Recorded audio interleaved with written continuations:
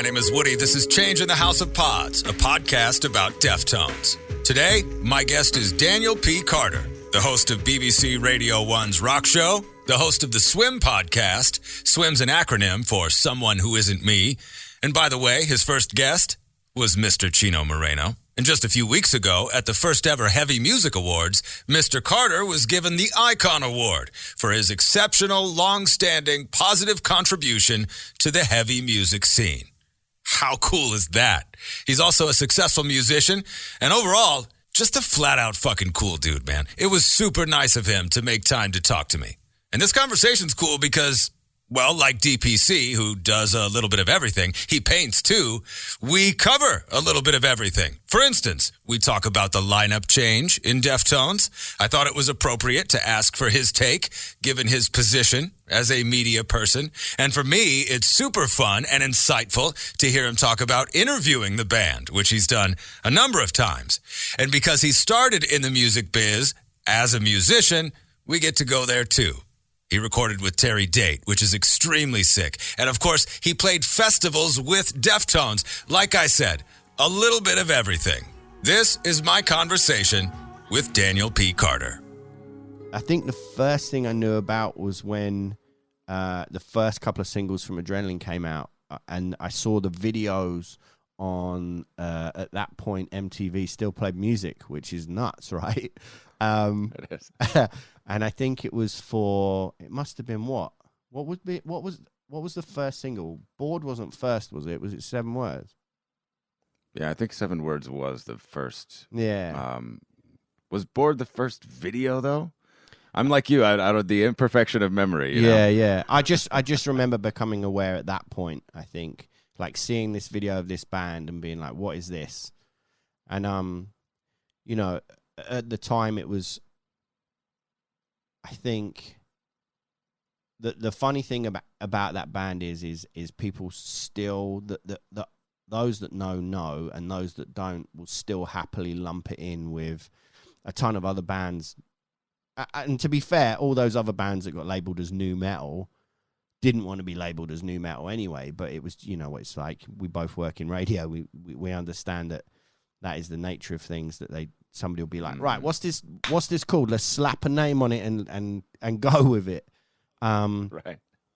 And I remember thinking that this band is kind of getting pitched as being part of that, and no way that for me, they reminded me way more of like Bad Brains and Inside Out, and then you could hear all those influences vocally through Chino that was all this other stuff, like a lot of British bands that I grew up loving as well. So yeah, and I just remember seeing this video and going, so this band isn't quite what everyone's selling it as. I don't think this is something way different and special. But a lot of those bands were, to be fair, in their own defense as well. But yeah, something really clicked with me because I was obsessed with. When I was a kid, I remember like there was like a few of us at school that were into certain bands and got into metal and a few other things. And then I remember swapping with one of my classmates some vinyl, and I got Eye Against Eye, Bad Brains, and that being like, what is this? And I remember, the first time I saw Deftones, it was like, this feels like it has that there. And it wasn't just because a couple of them had dreads. Do you know what I mean? It was definitely way more than that. But yeah. That's cool. I didn't connect with Bad Brains until Deftones, frankly, until Deftones helped introduce me to Bad Brains. So that connection was always a bit later. Yeah. For me, but I wasn't really I was mostly listening to hip hop, frankly, when I first got into Deftones. What were you listening to when you started listening to them? I mean, it was so I was super into like a bunch of different things. So I really was obsessed with the whole DC hardcore scene. So like Fugazi was one of my all-time favorites. I love stuff like Bad Brains. And do you know that band Hoover? Yeah, they did one. I feel like they did one record called Lurid Traversals of Route 7, I think it's called. And it was they're a band that also Deftones kind of reminded me of, because they were part of that whole DC scene, and but the bass playing had a real almost kind of rolling, almost dubby feel to the playing, and that's something I felt that was really apparent in Cheese playing as well on those records, where it was this almost like kind of dub vibe to how he played a lot of the stuff. How do you mean that? What do you mean, like a dub vibe? Very kind of repetitive and looping, and a lot of like moments where there would be slides up, and it would just be, it would almost have almost like a reggae feel to it, but not but not, if that makes sense. Probably everybody, any other bassists that are listening to this are going to be like, what is he talking about? But I liked stuff like that. But then I was also in like Metallica was a life changer for me, and Slayer and thrash in general. And then kind of a lot of hardcore, and I think at that point, was I in? I was playing in a band that was signed to Roadrunner in around, that would have been about 96 though, I think. It was like a straight edge metal band that was on that kind of Earth Crisis Path of Resistance dip. Cool. I was going to ask if you were playing yet. I mean, I was playing in bands since school. And most of them were truly garbage. And most of the ones I've done since then have been, could be filed in that as well, from a lot of people's opinions, I'm sure, but whatever. You play bass and guitar. Do you play any other instruments? I mean, not really. I mean, I'm foremostly a bass player. And then I started playing guitar in a few other projects, just because I kind of like playing guitar, and started to learn that there was more than 4 strings that could be played. But yeah, I mean, mainly a bass player. But it depends really, because like this thing I'm doing at the moment, I've done everything apart from drums and vocals on it. So it's like keys. So those are up next? Yeah, we'll see. That's rad. I love that. And I love the fact that that's like the first thing that you mentioned when you talked about hearing Deftones, was hearing the bass. Is that usually like how your listening works, as you clue into the bass? Yeah. I mean, no, first and foremost, you listen to the songs, don't you? And you get the vibe for things. But I think as a musician, you're always going to then sort of hone in and focus in on the things that you do, or as far as instrumentation goes. So yeah. So like really honing in, or like cueing into Cheese playing. That was one of that's really cool. I love that. Especially now, because I'll get to ask you for some compare and contrast in terms of the first half of the catalog and the second half of the catalog. That's pretty cool. So were you in it right away? Did you recall like, okay, now I'm following with this band with every release? I get really obsessed with things, especially like bands. That's just the nature of my personality. Unfortunately, I get like obsessively into things. But it wasn't like I heard the band and was like, that's cool, and then like I was in from the get go, I think. And then around when would it have been? Around 97's when I joined the band that I was in for quite a while, that was signed to Warner's. So we ended up doing like a bunch of festivals and stuff with them. And that was when I was like, and obviously Around the Fur was out then. So it was just like, yeah, this band's like game changing. Were they, were those festivals over here or over there? Over here, in Europe, sorry. Yeah. Mainly, yeah. It's funny actually, but because like one of the dudes in my old band messaged this morning, like we've still got a WhatsApp group, and he sent a video of Deftones playing at Bazaar Festival in like 90.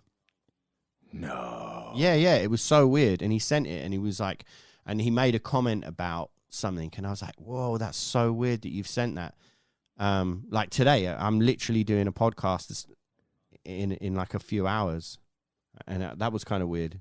And then I started trying to ask them some questions to try and get some dates like like keyed in, because I remember we did one festival with them where I think we were on really early and they were on directly after us. And yeah, this was a long time ago, and it was like a festival. I think it was in like Austria, maybe, or maybe. Oh no, it was in Germany. It was in Wiesbaden, I think. And it was kind of up in the mountains, and the backstage area of the festival was just train carriages. God knows how they got them up there, but instead of dressing rooms or porta cabins, there were like these long train carriages. And that was, I think, the first time like I got to sort of properly chat with those dudes and actually hang out a bit. Yeah. Wow. Mm. Wow. So it's been some many years now that you guys have been, at least, you know, in passing, getting to know each other. Yeah, for sure. And then I guess when I started at Radio 1, that was when I kind of got to know them. So that was like 2006. But wow. yeah, but by that point, you know, I was a massive fan and was just stoked on the band, on everything they were doing. Yeah, and would go and see them play every time they were in London, and yeah. Man, that Bizarre Fest, that 97, 98, I think it's 97, 98 Bizarre Fest. It's maybe the most popular Deftones video, like live performance video that's on YouTube. No way. It's if we're talking about the same one where Chino's wearing like a red windbreaker, yeah, and his hair's yeah. That's nuts. Massive, yeah, man. And I mean, not just like a huge or hugely popular video, but I think in a lot of ways, because it was so, you know, pro shot footage was I think was gold back, you know, in the early days of the internet. So I think in a lot of ways, like very influential in shaping fandom. You know, that Bizarre Fest performance. Yeah, that's and you were there. That's just so rad. That's so cool to think about. Like, yeah, you were at those. It's probably hard to, I would imagine, go like, oh yeah, I remember this one versus that one. But what kind of general feelings do you recall when you think back to maybe getting to know the guys, seeing them perform? How would you describe those festival days? I just remember them being like the coolest band that was playing that day. Do you know what I mean? Like everything about them. I mean, they're all so fucking cool. and yeah, and you could just tell that. And there was like a certain amount of not arrogance, but there was like a swagger and a bravado to it. Do you know what I mean? Mm-hmm. And you just be like, fuck yeah, this band is special. Yeah, I remember that from those early shows, and I mean pretty much all their shows, to be fair. I mean, I've seen some proper stinkers as well, where it was all over the place, and for various reasons. But yeah, they're always a band that I've held in such high regard. And the first interview I ever did for Radio 1, like first proper big interview, was Deftones. So by that point, I remember, like, you know, we were, I don't know if we knew each other at that point. I think we kind of did, like, just through like, oh, hey, how's it going? You know, we'd always be in the same sort of places whenever they would tour here. Yeah, that was what? So that would have been around Saturday Night Wrist. And yeah, and that was the first big interview I did. And I just was so nervous. Even though, because I kind of went into it and was like, oh no, it's cool. You know, we've hung out at times, so it's not going to be weird. But then all of a sudden I realized that I'm now meant to be. You made it weird? Yeah. Certain things made it weird beforehand on my part, which was a terrible move. But yeah, it was just like trying to suddenly go and be like, oh, I'm the BBC guy now, and I've got to be professional rather than just "Yo, what's up? What's been going on?"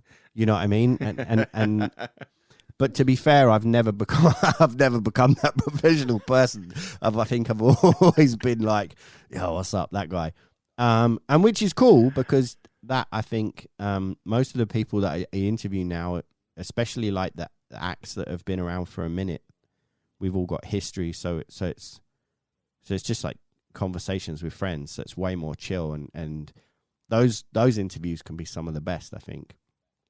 Oh, I agree. I think that's the evolution of the DJ interview. Like that's the life cycle. I think you start off going, "Oh, I need to be prepared," and then you go, the more relaxed I am, and the easier this is, the more that it's conversational. Yeah, That's the good interview. yeah, not, man, not 100%. being okay. Let me sort out these questions that I have for you. Yeah, That's. yeah. I mean, it's good to be prepared. Don't get me wrong, but Yeah. but you fell apart a little bit. That's really great that you share that too, because my first interview with Deftones, I also, I feel like I could have done a lot better, and I think it was because of the nerves. I was just so worked up, you know. Yeah, yeah.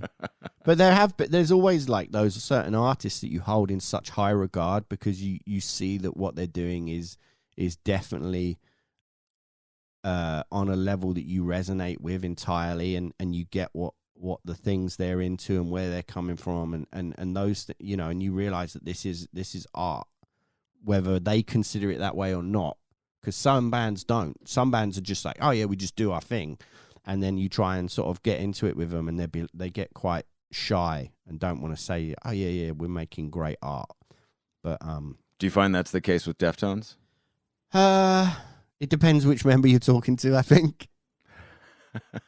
You know, they all get it. They all realize that they're an incredible band, but they're also very down to earth and quite humble guys, I think. You know, and Abe's always just gonna like kind of goof around and like not take the compliment maybe. But as a radio person, as an interviewer, as somebody who's hoping to get to extract something, a soundbite or just some honesty. Yeah.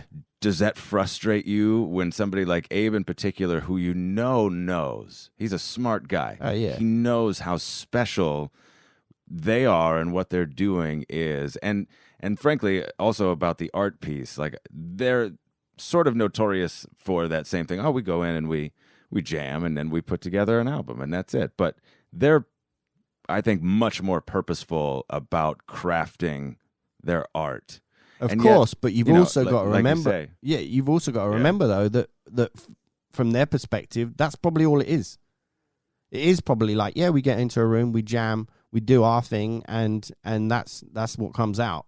And the fact that everybody else that might not be in the room while it's happening is so referential about it is because it is, any great band is a sum of its parts, right? And it is a magical thing. Like it's actually a magical thing, I think. And when you get the right people together, then a band becomes so much bigger than the people making it, and it takes on this life of its own.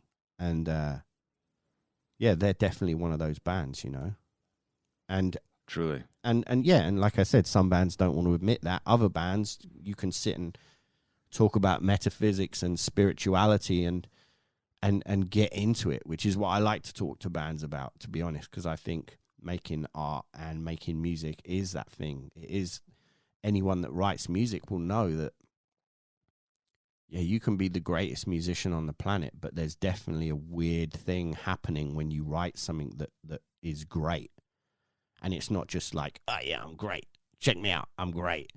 There's a thing where you start to have influence from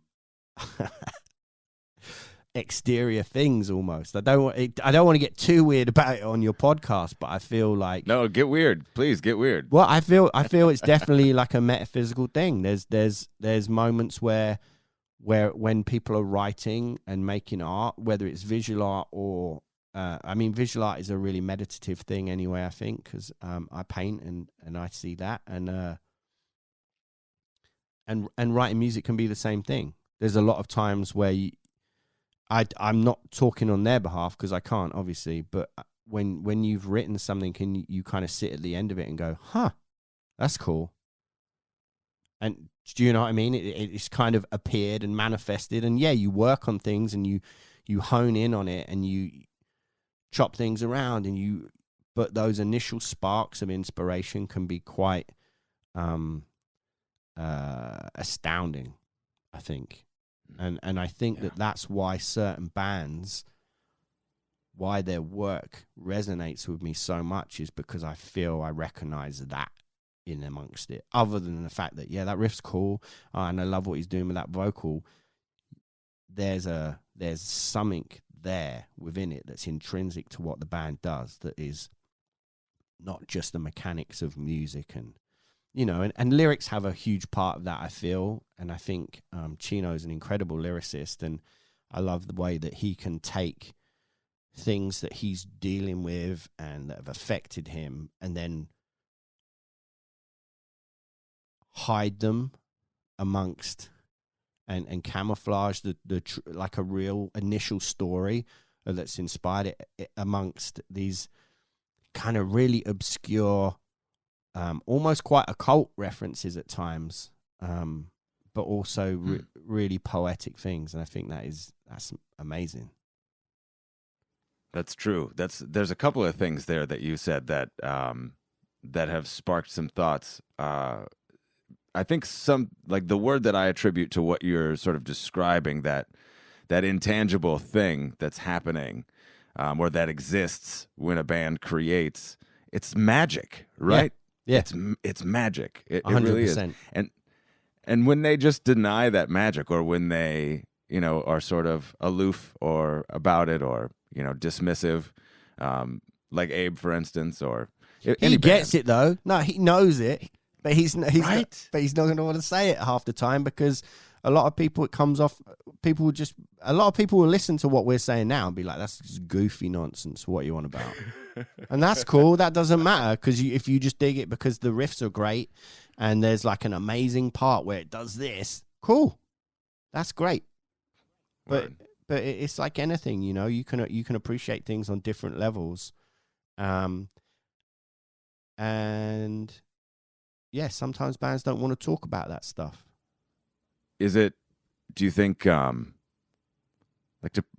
self-preservation? Is it to protect themselves, maybe to not get too big-headed, I don't think not get too... I don't think it's big-headedness. I think that a lot of people are very conscious, especially people that have been tied in with things like hardcore or hip-hop and stuff. You don't want to appear to be pretentious, because those things are about being real and being honest, and that in itself is a beautiful thing, right? Because that's also super important. But yeah, that weird kind of numinous element that is the kind of magical element. Yeah, some people don't want to talk about it because they don't want to appear pretentious. Some people don't want to talk about it because they're superstitious and they don't want to lose that. But yeah, I mean, I've had those conversations with Chino a bunch. And yeah. And sometimes he won't embrace it. And then there's other times where, or we can reference other things like talking to him about Kenneth Anger films and stuff. That is somebody that was clearly making art from a magical perspective, and that was his whole vibe. And you see that influence in some of the lyrics he writes, in some of the videos, especially on the last record. So yeah, like they're aware of it. For sure. He is especially. Yeah, I think you're right. I think, and maybe because he's most called upon, it's, the burden of the lead singer, but he's, I think, maybe the most willing, or at least has been the most vocal about it, or most, I don't know, willing to articulate it. You did a conversation with him for Music Ruined My Life, and it was one of my favorite moments in a conversation with Chino, where he described the creation of Anniversary of an Uninteresting Event. And I was listening to it just yesterday and preparing for our conversation here, and I just got goosebumps, man. while he was describing this sort of, it was almost matter-of-factly in the way that he was saying, well, this is how we composed the song. I was doodling on the piano, and I didn't realize that Terry was recording, and Steph was playing this marching band. But even in him describing what was happening, and then describing the first and only performance of it live at Benefit for Chi, which he omitted in his description of it, that his vocal performance was flawless on a challenging song. Even in his just matter-of-fact description of it, it still felt like that magic was there. Yeah. You know? Yeah. Still felt like the magic was in it. Yeah, because it's just so cool. And yeah, I mean, you can view it in this very sort of esoteric way, or you could just go, it just so happened to fall together that way. But I don't believe coincidence and synchronicities are just that's weird. Do you know what I mean? There's more to it than that, for sure. Or I feel that way anyway. And because of that, I think that's how you get some moments will come together where people are just kind of, I was just doing this, and that's cool. And then he was just doing that, and then they were just doing that. And then it's like, but altogether that is way more than just that. You know what I'm saying? Yeah, totally. Hey, it's Woody for the Hair Restoration Institute of Minnesota. I turned 40 this year, and more than any other birthday, I felt like this year I deserved to really treat myself. And above all else, the one thing that I really wanted to do for me was fix my hair. I started losing my hair 20 years ago. It was awful. I loved my hair. Losing it was miserable. I hated the way it looked and having to hide under a hat for family photos. Then I went to the Hair Restoration Institute of Minnesota.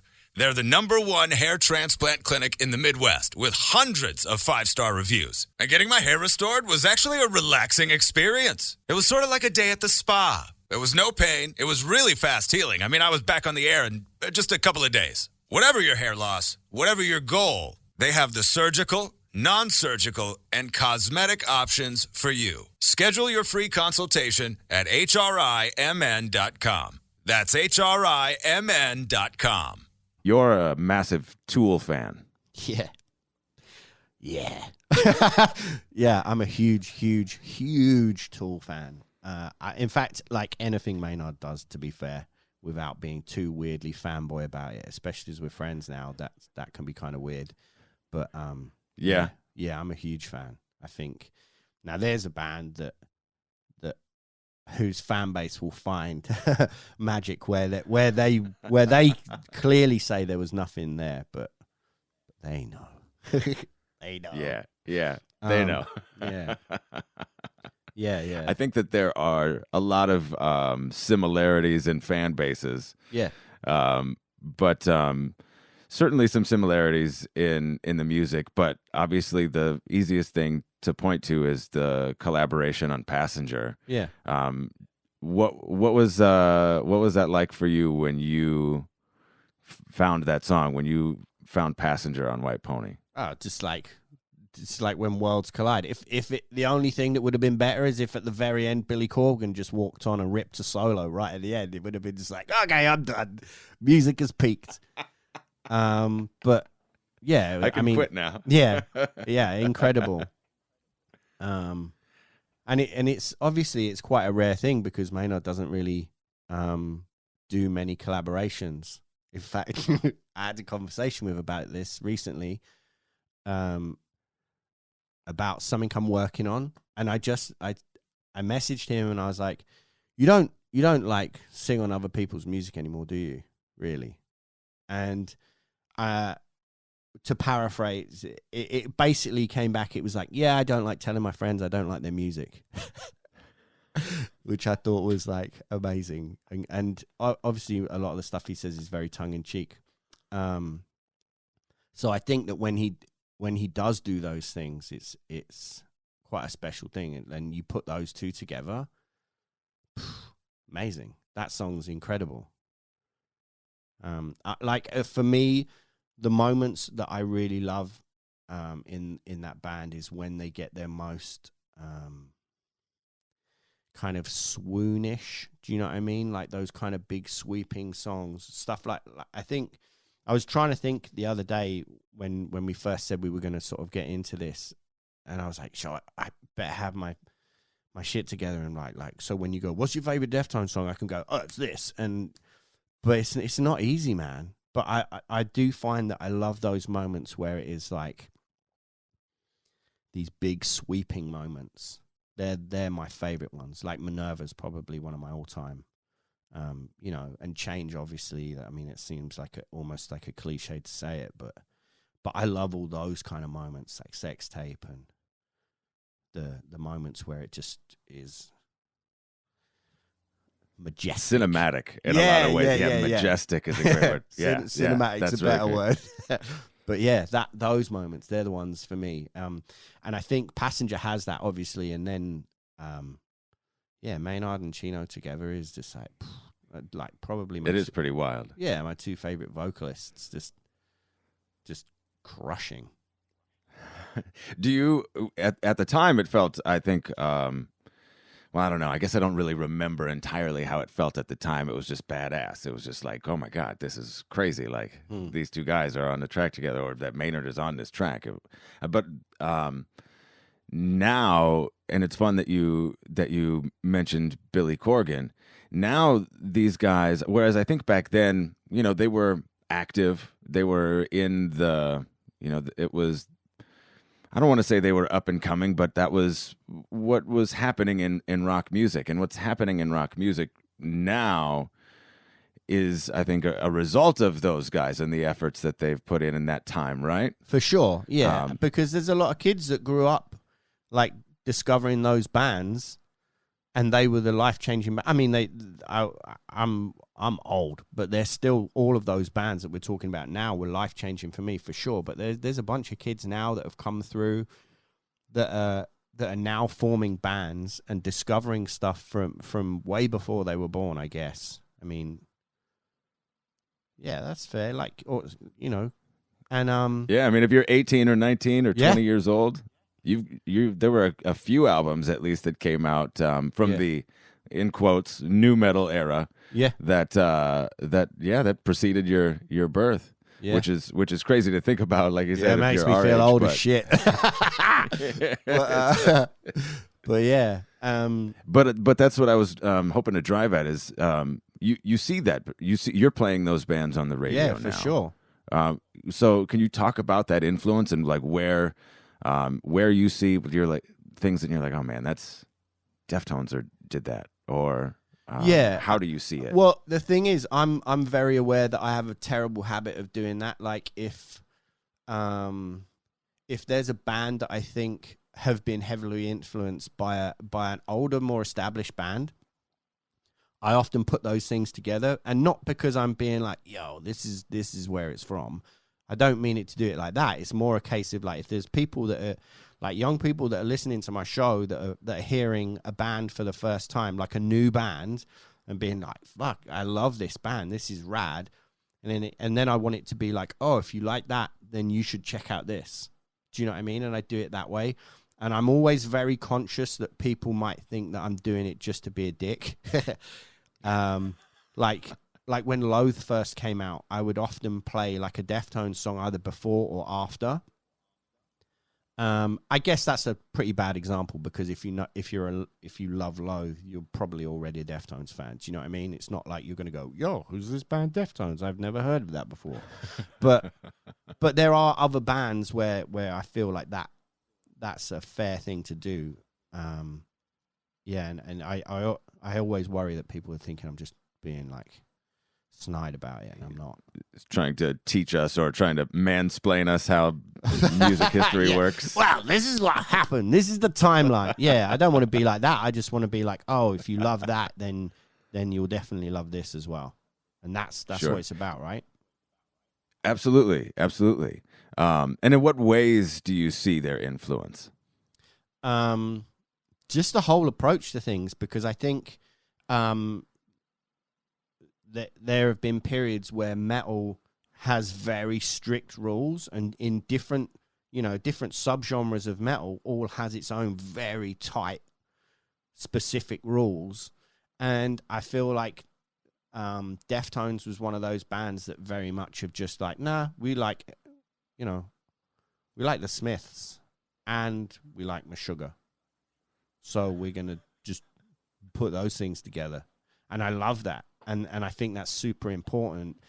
And when you see those moments coming through now in other newer bands, it's super heartwarming, and it feels rad. Like I'm stoked to hear those bands and try and support them. And there's a few, especially in the UK, I think, that have come through. That's really. It felt like there were a bajillion bands that followed immediately around 1999 or 2000 that were maybe just trying to mimic what they were doing, but now seeing it in the way that music evolves, is such a cool thing to see bands who go, oh, okay, like I see how he's playing, or I like the way that sounds, or and adapting it to their own rather than just a carbon copy. As the floodgates opened and labels were trying to sign or put out every new metal, again, air quotes, new metal record that they could back in the day. But I feel those things are fine. It's like, obviously it happened during grunge as well. Like Nirvana blew up and everyone's like, every major label's like, right, we need a band. We need one of those bands. And that's that can feel super short-sighted, especially for a music fan that has been so like, this is my thing, these are my bands, and all of a sudden that major labels are trying to put out a record that sounds like that. But and I get that, because at that time I was that kid being like, yo, why are Melvins signing to this label? Or why is Jesus Lizard doing this? And it's like, that's cool though, because I look back on that now and think, there was, that was popular culture at the time, and nu metal was exactly the same. It became like all-encompassing popular culture, and it was mainly because of bands like, because of Korn and Limp Bizkit and Deftones to a certain degree as well. But they always felt like and Linkin Park obviously, but it always felt like Deftones was like the cool band. And that's not throwing shade on any of those other bands as well, because I like those bands and I'm friends with a lot of them, and I don't want it to be like they sucked and Deftones I don't. But they were always regarded as sort of the artsy kids. Yeah. It was like, here's everybody, but those are those are the other ones. Those are the artsy kids. Yeah. Yeah, the weird kids. Yeah. But now and it's great that I think that you brought up grunge, because, we point to those handful of bands, Nirvana, Pearl Jam, Soundgarden, Alice in Chains. And now I feel like from that era, we point to Korn, Limp Bizkit, Deftones, Linkin Park. System of a Down, certainly not Linkin Park for sure. Yeah, because you see, I mean, you work in radio as well, so you obviously see all these bands coming through now that are heavily influenced by those things. And I mean, I'm not mad. Like I said, I'm not mad at it. I'm all for it, because if something sounds like a band that I thought was rad 20 years ago, cool. Like, rather that than something else, Certainly, but what I'm wondering is, those bands have been elevated into they've sort of risen above. Yeah. Totally.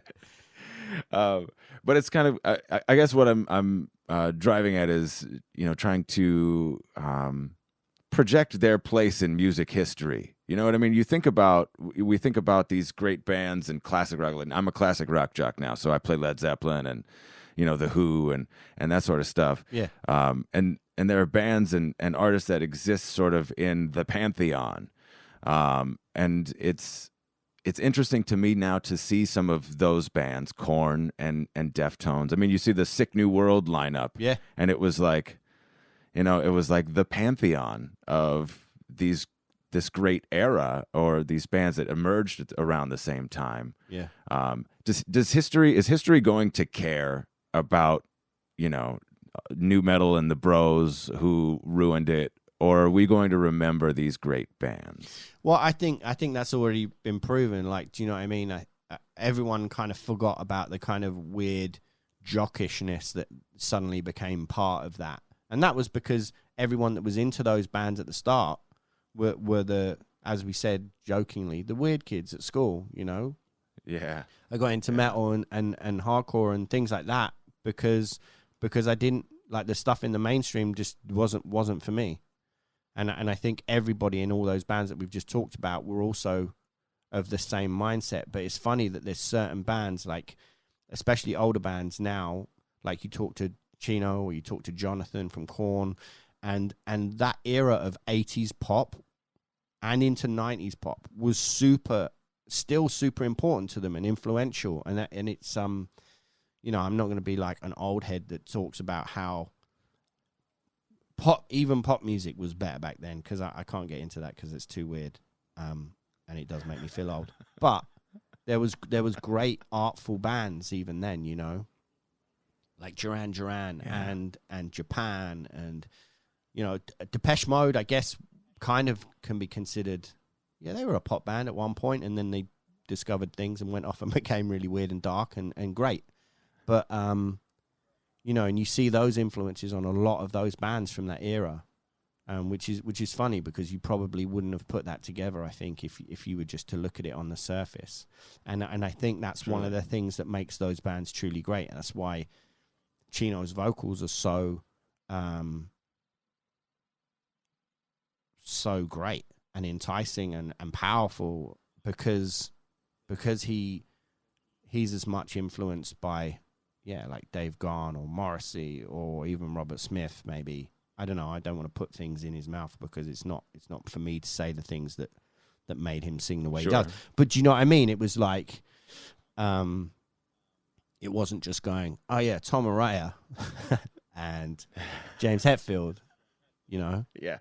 And I think that's what's always made this band so great, is that you have that sort of counterbalance. And that's also why they've had such a fractious history as well, because I mean, all bands have those moments of tension, and that's what can make really great things happen and make them special.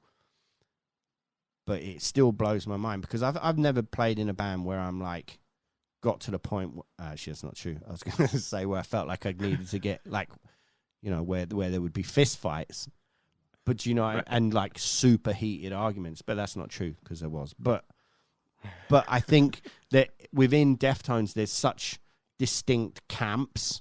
You know, especially the whole Chino and Steph dynamic is one that everybody always talks about. But then that's what makes it great, because you have these different influences like smashing into each other and jostling each other for that moment in the song, and that's what makes it so special, I think. Do you I've talked to fans. I think fans in America are less concerned, or maybe they're at least just happy that Steph's on stage and they see Deftones and they go, okay, there's Chino, there's Steph, there's Abe, there's Frank. All right, I'm not sure about the other guys yet. I don't know them yet, but they sound great. And there's Steph. But you know, at Download this year, for example, there was no Steph. Is that sustainable? Or how concerned are you for the future of Deftones with the current lineup or the setup, as opposed to, because the lineup, I guess, isn't really changing. It's Steph is still there, but he's just not all the way there. Physically, presently. Yeah. I'm just being cautious with how I approach this. I feel that the way that they dealt with those European dates is the best that they could have done. And I was like, I'm just stoked that they're playing. Oh, I think you froze. Oh, yeah. You've frozen as well, but I can still hear you. Can you hear me? I'm going to leave and then come back. 1 second.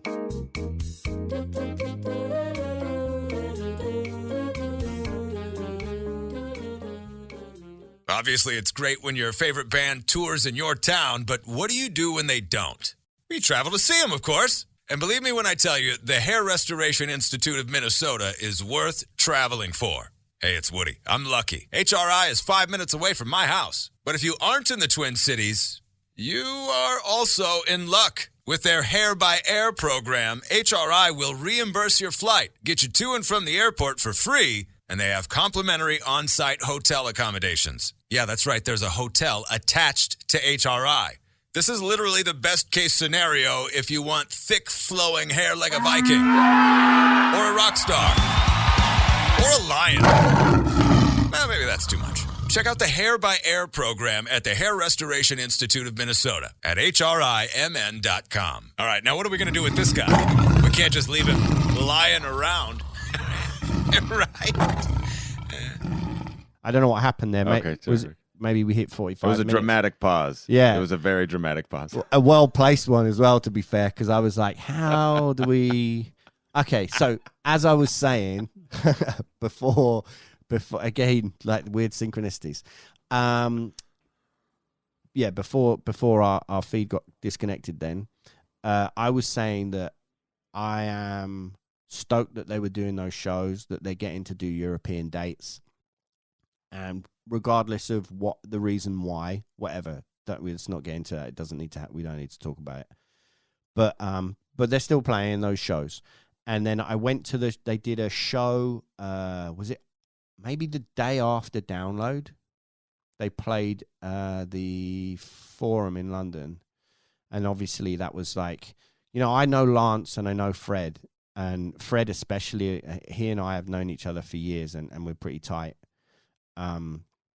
So I was stoked that he's playing bass, and that's a tough thing to say because I'm good friends with Sergio as well. So,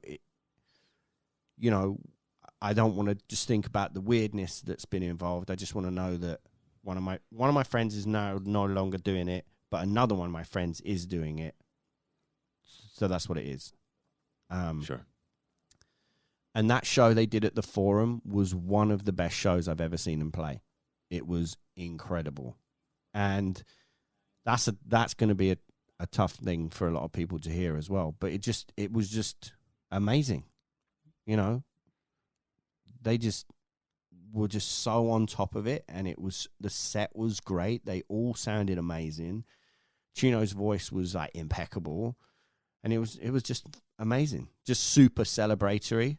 And I think part of that might have been the fact that there was this kind of trepidation of like, what's going to happen with the band now, and certain people going, it's not really this isn't like the Deftones that I wanted to see. I wanted to see Deftones with this lineup and stuff, and it's like, whatever, man. They're playing the show, they're playing the songs. It sounds amazing, and it was just awesome. It's so good. That's generally how I feel about it too. I think that especially, if you are in doubt, and you get to see them live, I think those doubts get laid to rest. Yeah, for sure. But of course, I'm sure that there are fans out there, super fans, who are wondering and who worry. But that's really cool that you've known Fred for a long time. Can you describe him as a bass player? He's he's a great guitar player as well, but he's an amazing bass player, and we first met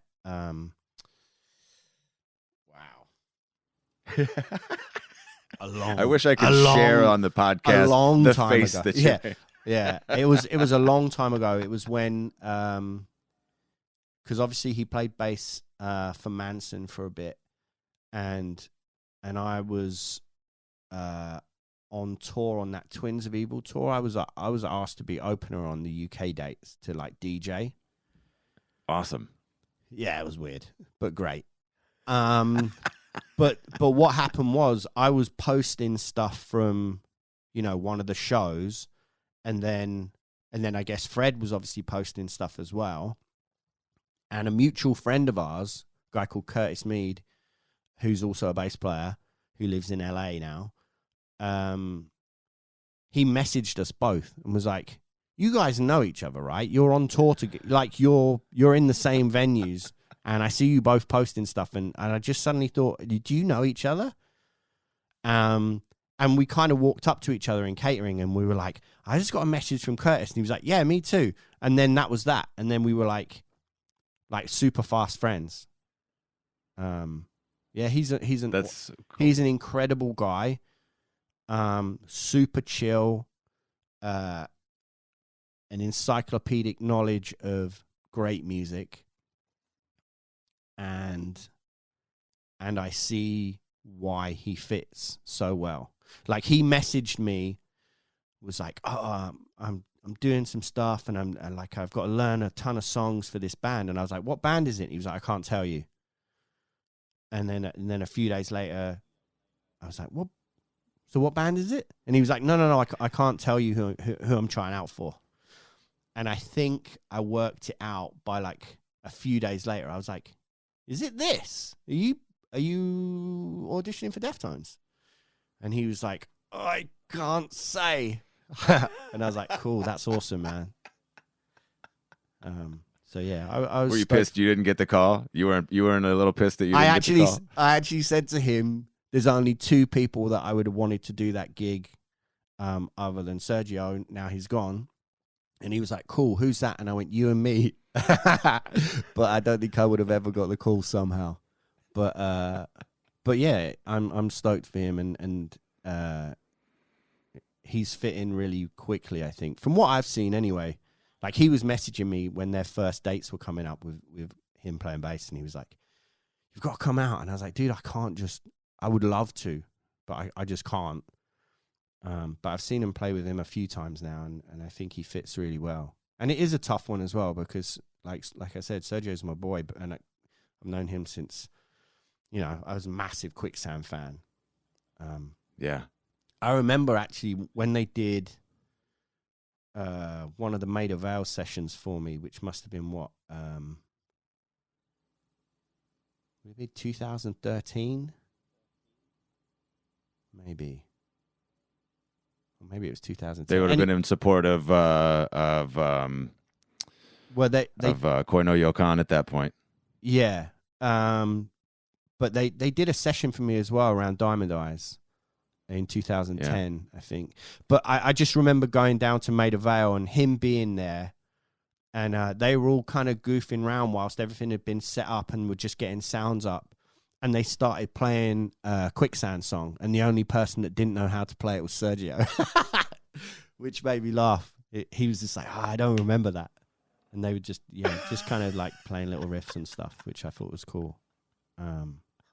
So yeah, I mean, that it sucks, but it is what it is, and these things happen. And yeah, I'm never gonna kind of get into those things because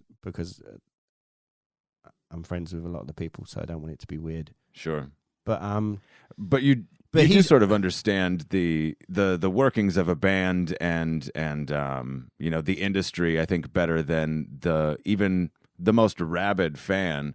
Like, if a fan is so hung up on what is going on, or the, like, are they creating concern?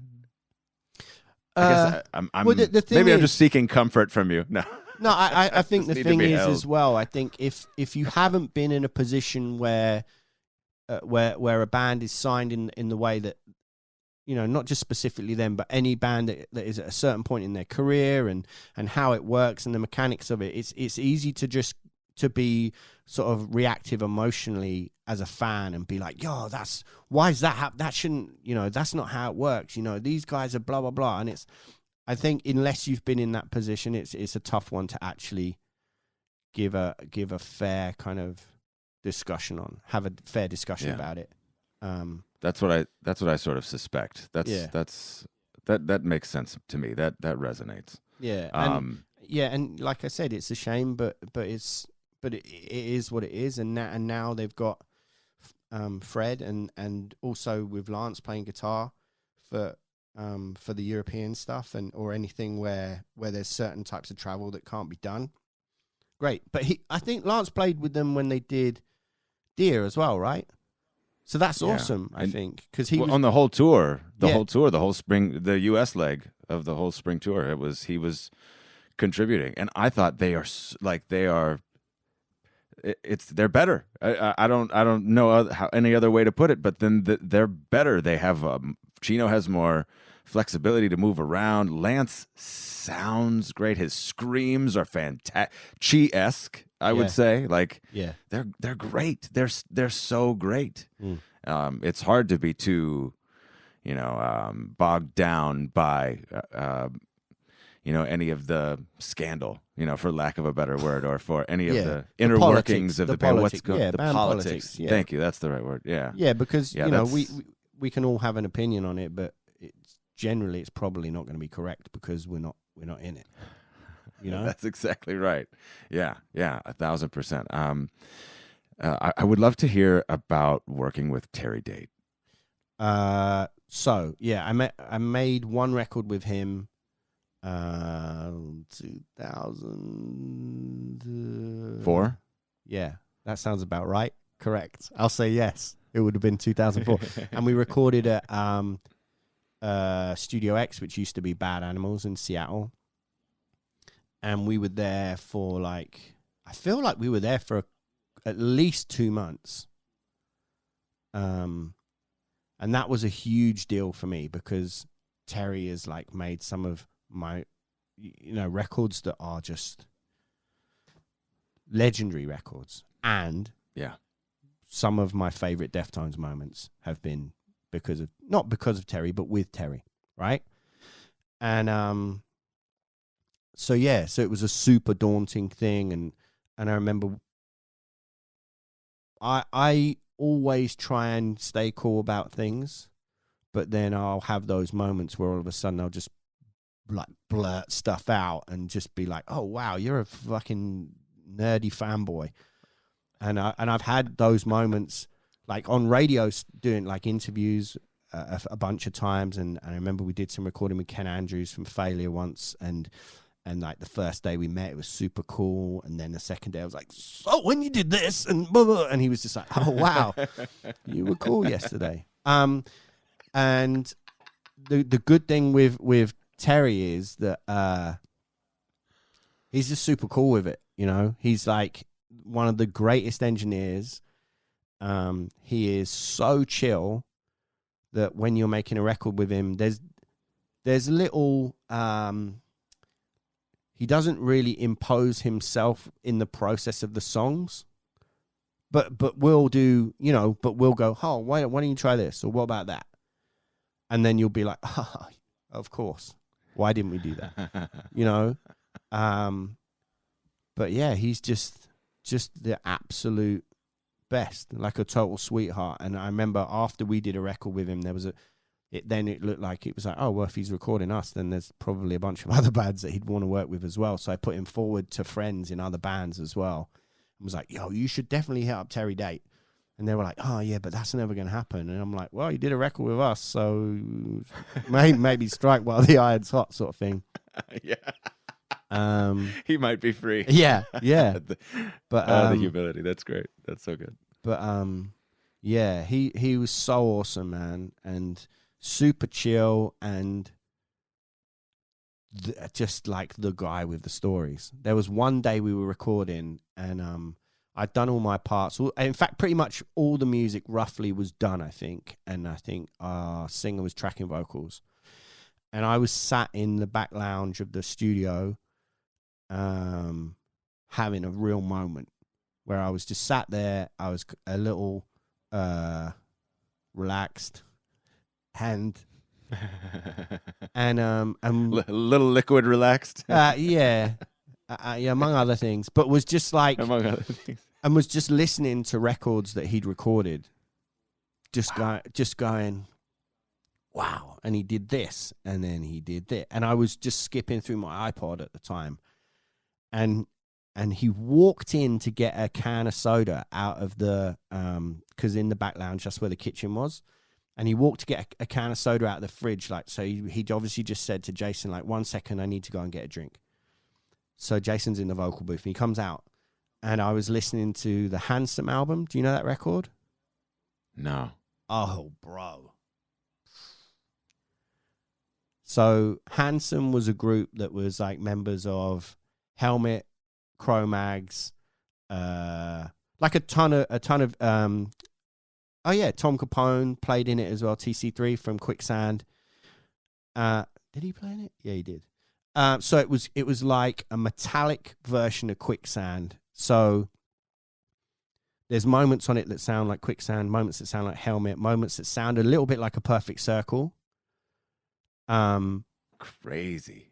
And they made one album, and it's a total forgotten gem. Those that know are just like, oh my God, this is one of the greatest records that came out at that time. Anyway, Terry made that record.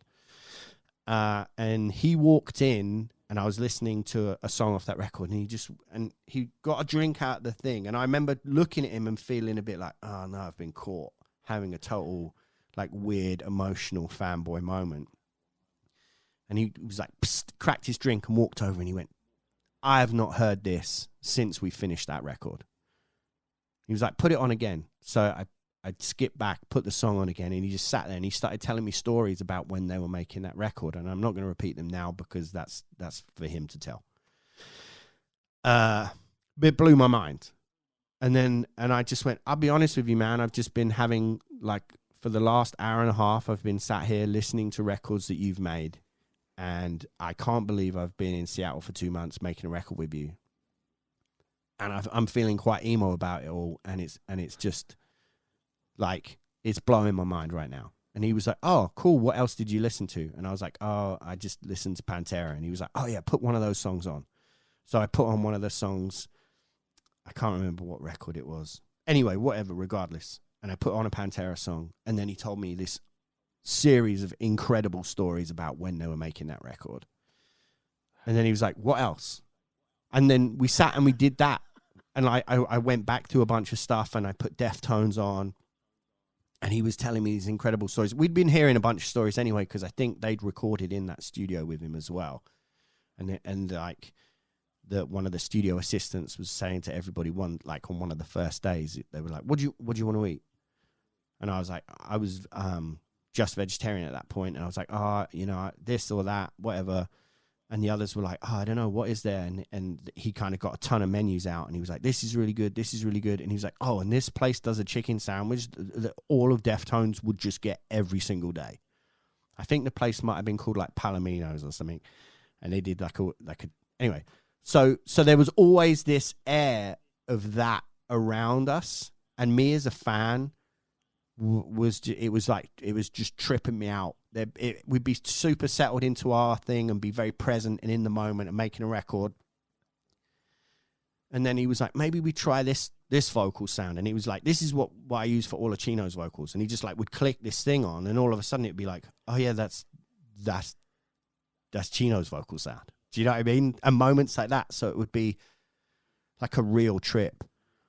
But yeah, so while we were sat in this lounge of the studio, just going through all these songs and him telling me all these incredible stories about all these legendary bands he worked for, and it made me realize that all those bands are the same as every band, but they've had those moments where they've made great art and it's connected with people, and it became a legendary record.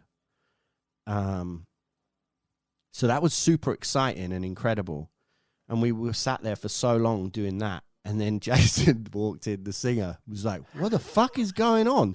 He'd been stood in the vocal booth for like 45 minutes waiting for Terry to come back from getting a soda. And him and I were just sat there just sharing war stories. That's outstanding. Yeah, it was great. But let that be retribution for every time a singer has made somebody wait. Yeah, really, for real. But yeah, I mean, Terry's incredible, and I feel like there are certain bands that certain producers are so connected with, and him and Deftones is just, and he's made legendary records outside of that band for sure. Like we went to his house, and like one of his daughters had got out her favorite of his gold and platinum discs, and kind of he bought this new place, and they hadn't put all the stuff up yet.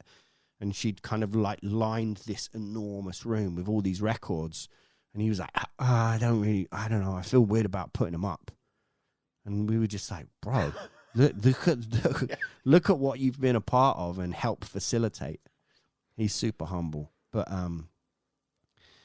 yeah, man, just some of the stories, and he was very grounding in that way, because as well, it was never showy. But I remember once we were arguing about, it was like a silly thing, like our drummer wanted to play to a click track on one of the songs, but you got to remember that the band that I was in had 3 brothers in it, so twins. The drummer and the singer were twins, and then their younger brother was like keyboardist and Atmos and everything else, backing vocals and stuff. So the band dynamic was one thing, but then there was also just 3 arguing brothers constantly. Yeah.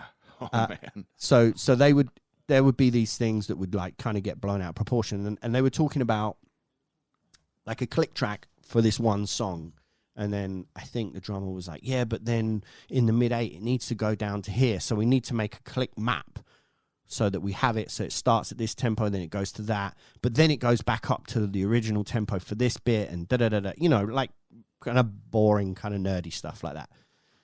And it was going on for a long time, and Terry just went, he just kind of just went,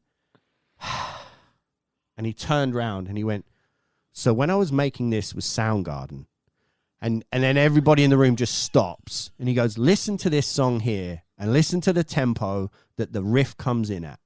And then the song winds through here, and then the riff from the start comes back in at the end. Listen to how much slower it was. He goes, they weren't worrying about a click track. We just did it, and they just did it, and we were like, yeah, that's kind of way slower now, but it's kind of cool. Done. And you go, yeah, you're right. Do you know what I mean? Yeah, it's kind of hard to like trump when I recorded Soundgarden. That's a tough one. Yeah, and it wasn't like a humble brag or anything. It was just like, this is just a case of when I did this with this band. Yeah. And you go, this is my point of reference. Yeah. Amazing. What a gnarly point of reference, though. Like wild. Yeah. Historic. Yeah, That's sure. crazy. That's so cool. But I can't imagine how, I mean, and being in that place, you know, it sounds a bit like, you know, you could feel the magic that we were talking about and all of those things. That's man, that's just so cool. I get so swept up away, especially thinking about Terry Date in particular, not just because of the body of work, but you know, you never see him. You don't. yeah. He's the man behind the curtain, and that I think that element, that extra, Yeah, because he's just so theater of the imagination. Yeah, he's so understated and chill, and he's just like, yeah, just get on and do my thing. And it turns out that I did a couple of things that went really great, and I got really good at that, and now everybody wanted me to do that thing with them. And the thing about him that's great is because you listen to some of his records, and there isn't a Terry Date sound, I don't think. Right. But all of the things that he does is he manages to get the very essence of what makes that band special and why they sound the way they sound. And he's really good at just capturing that moment, I think, without That's really unique. Yeah, without imposing his thing on it. I mean, that's what a lot of producers do anyway, let's be honest. But there's something about the way he does it that I think he just manages to complement the bands he's working with, you know? Yeah. And find what's best for them. Without, and, you know, being Deftones' too catalog is so easy to point to because no album really sounds the same. I mean, sonically they are. Yeah, but even all Sonic, really different. Yeah, I was gonna say, yeah, they're all super different as well as just overall vibe. But yeah, it's just that moment of where the band was at that point. Yeah, and cool. I get why he works so well with them because of the kind of people they are and how he would, like I say, complement their dynamic and fit within it without it being, you know, oh no, you need to do this and this is what's no, and take sides almost. He's a great mediator as well. That seems like that would be a crucial element in the Deftones dynamic. Not because I imagine them bickering all the time, but because of that, you know, like you said, the well documented, storied sort of I mean, it's bands, though, almost archetypal singer guitarist thing. You know what I mean? Yeah, yeah, but that's another thing the press loves, though, isn't it? And it always gets blown. It is. Gets blown out of proportion, and then it becomes a thing, and then it has to be a thing that's spoken about, and then it makes things weird in the camp because it's like, whoa, why are we having to talk about you and I being at each other's throats all the time? Because it wasn't always like that, you know? Right. So I'm sure it's totally. like a sort of self-fulfilling prophecy almost. But do you think that that's probably a bit the case with Deftones, that the narrative there is maybe a little more created than validated or than real? I don't know, man. It takes maybe there's a bit extra speculation there, huh? Yeah, everyone's very different within that band. And then they have moments where they all fit together, and that's what makes them special, I think. I'm very conscious that I don't want to be sort of pointing fingers or like raking up any old muck. No. Well, and I guess I didn't mean so much in terms of, like, brothers fight, but I guess in terms of just that creative conflict, and that's because that's really interesting. That and I think is a genuine thing. Like, this person brings this flavor to the table, and this person brings this flavor, and when you combine those flavors, they're different, but man, they coexist so well. And, yeah, but that's the cool. thing that makes them special. Is a lot of the time those things shouldn't fit together, but they have a way of making those things fit. Like, when you've got like super detuned, crushing metal riffs, and then like a really fragile, breathy vocal over the top. It's like, how does that sit together so well?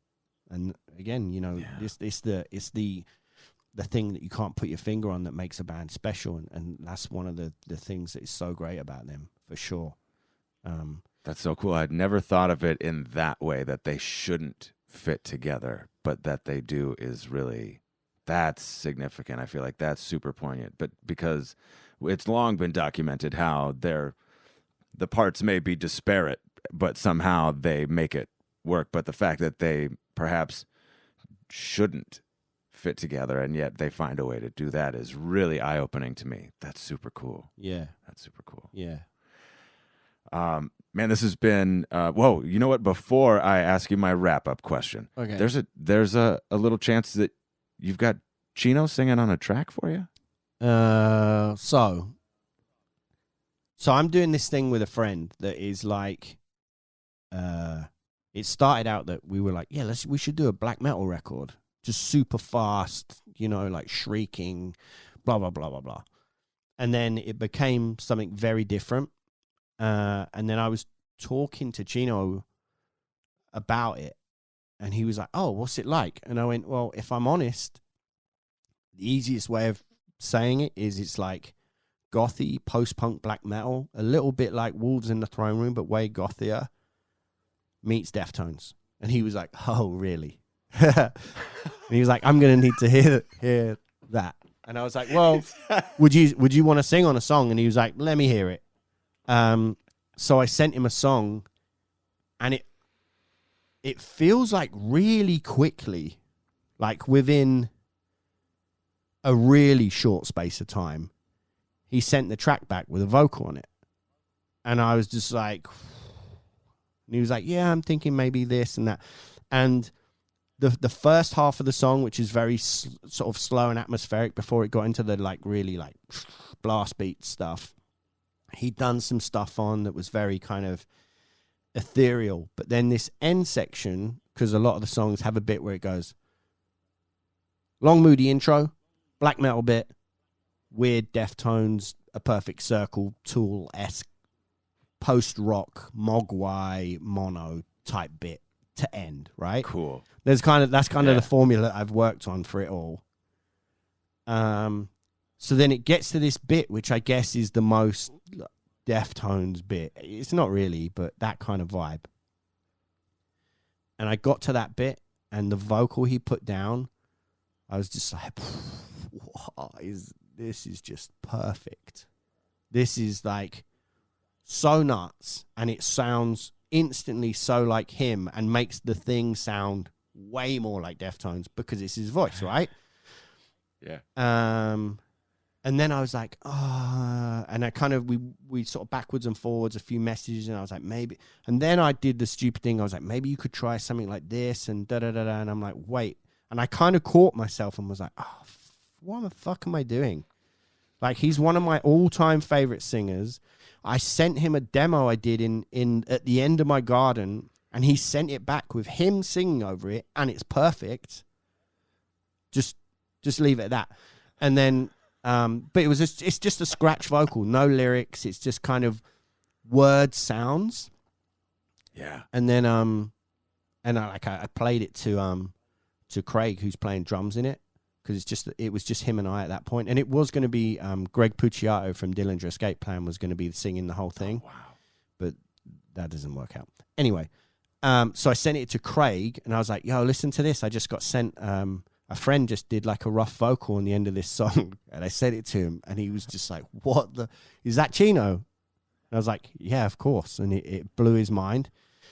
And then I'd messaged him a couple of times after that going, dude, parts are awesome. Can you just like firm up the words and then send me the stems of the actual recording? Can you like re-record it? And he was like, yeah. And then I messaged him again, and this was like, by this point, considering like the turnaround of me sending him the demo and him sending back a vocal, which I felt was in like about 40 minutes. It was ridiculous. And then there was this massive period of time, and I'm just like, yeah, I don't want to be a punisher. I'm not going to keep being like, hey man, do you think you can? Yeah. Because it's just not cool. And then so I left it, and then when they played at when they played at the Forum show the day after Download, or day after, whatever, we're all hanging out in the dressing room, and he goes, so my iTunes was on shuffle the other day, and this thing came on, and I was like, what the fuck is this? And then he goes, and then I realized it's your thing that I sang on. And I was like, yeah. And he was like, yeah, he was like, yeah, I need to get that finished, right? And I was like, yeah, I mean, that would be great if you could. And he goes, okay, well, cool. Well, give me a deadline, because otherwise, I need a deadline to work towards. And I was like, okay, cool. Here's a firm deadline. Can you do it by this date? And he was like, yeah. And that was months ago. But so I've got this recording with like a scratch vocal, like a rough vocal on, that is just like so perfect. Just so cool. And I just want him to, even if he just sent me that, I know that I could write lyrics down on a page and someone would go, oh yeah, no, that's what he's singing. You know what I mean? Yeah. But man, I never want to be the guy that's just like, yo, you did this and now I'm waiting, because it's not cool. Like, Right. I don't want to be a prick, but at the same time, it's like, I really want him to send me that vocal because it sounds amazing. Yeah. So, of course. You're sitting on this gem. You've got this. Yeah, this, it would be. I mean, it's it's like found money. Yeah.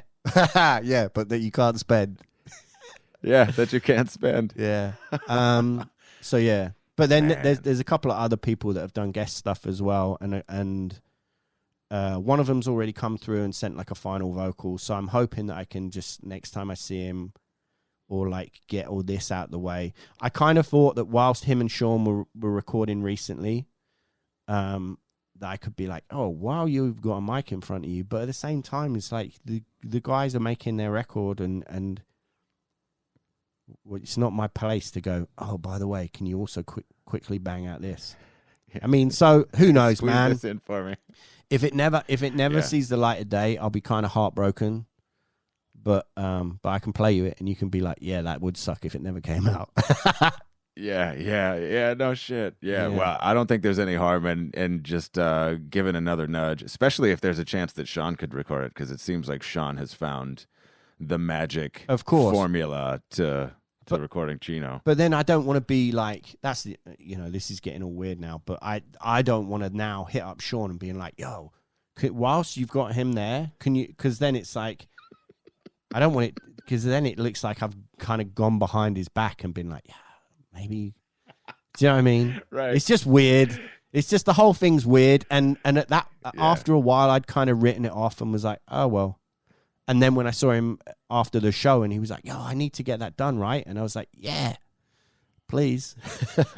It just sparked that fire again. Yeah. Oh man, it'll happen. I hope I so, man, because it's pretty special. But yeah.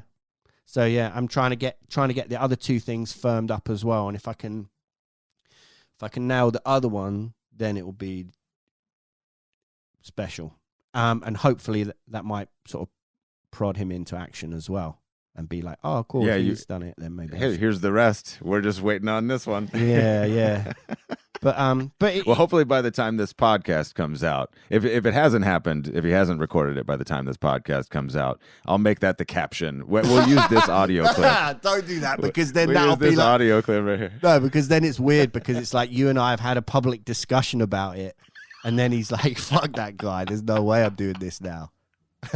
Which is probably how it'll pan out, but we'll see. Nah, I don't think so. I think he's genuinely and this is just from conversations that I've had with people like Sean or with like Matt from Vows. You know, if you ask, he'll do it. I think he's just got a lot of asks that he's answering. Yeah. You know, I think that's probably just the nature of. Yeah, man. And so I also see from that end, it's like, it does suck. I relate to it in asking people for like promo photos for the podcast, or even just trying to book a guest. It's like, hey, you said yes, but you know, that's a tough. But you know, you're chasing Chino Moreno. That's a different cat. Yeah, man. But yeah, we'll see. It'll happen. Yeah. It'll happen. I hope so. I think if we're, it's like 45 I think the fact seconds. That we're speaking it into existence. Yeah, it's 45 seconds. Man. That's all it needs. Anyway, I'm excited for you. Yeah. That's so cool.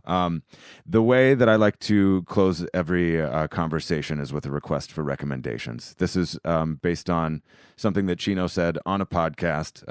The reason that he tweets links to songs that he likes on YouTube, and that's the only thing he does on social media, is because he thinks that's the best thing that he could possibly share on social media. So in that spirit, can you offer me 3 recommendations? I know it's putting you on the spot. If you only come up with one, you actually already came up with one. You said it was what was the album? It was Handsome. Hoover?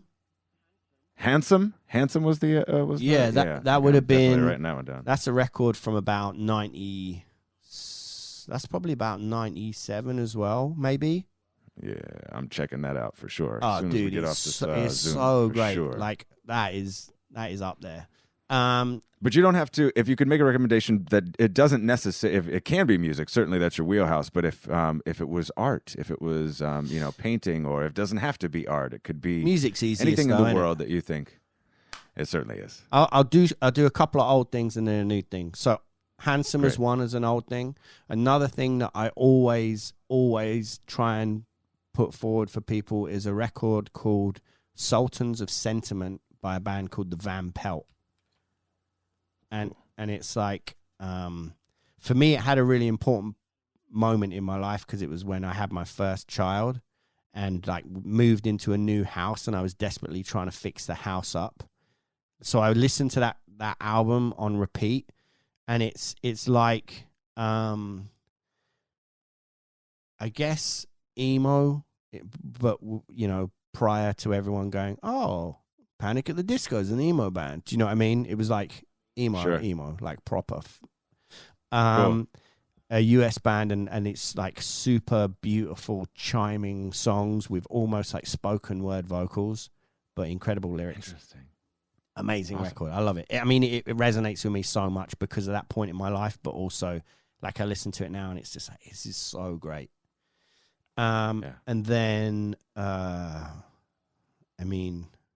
then a newer thing. There's no point in saying Loathe because everybody's probably aware of that at this point. But there's another band in the UK which is kind of in that kind of wheelhouse as well, I suppose, called Exit Dream. I mean, I want to put them forward just because if people were like, oh yeah, I want to hear new bands that are kind of influenced by Deftones and a bunch of bands that have influenced them, I feel like Exit Dream is a good shout, but it's a weird one because they're made up of 2 other UK bands that are both broken up, but one of them has now reformed. So it's kind of left the main guy in the lurch, and he doesn't know what's going to go on with it. And then I might actually end up doing some writing with him. But that's kind of got that. You can definitely feel Deftones in there. So yeah, they've got like a couple of songs on YouTube, and there's a bunch of stuff on Spotify already. Exit Dream. Fantastic. Yeah. Dude, this has been so... See, we cleared an hour easy. Yeah. Easy, right? We could keep going on. I didn't even really ask you about your favorite album or your favorite song, and we've still managed to fill 90 minutes. This has been so much fun, man. Cool. So much fun. I apologize that there was a lot of rambling and waffle going on, but... This is the space. This is the space for Nice. it. This is where we do it. This is where the rambling happens. That might be my new tagline. This is where the rambling happens. I will make one brief other suggestion, Please. which is a bit of a without wanting to sound like I'm pimping my own stuff out. But if people check out the podcast, Someone Who Isn't Me, episode number 1 is with Chino, but I feel like people will probably find other stuff in there because I've had like Maynard and just actually a ton of people that would probably fit within a lot of your listenership's interests, maybe.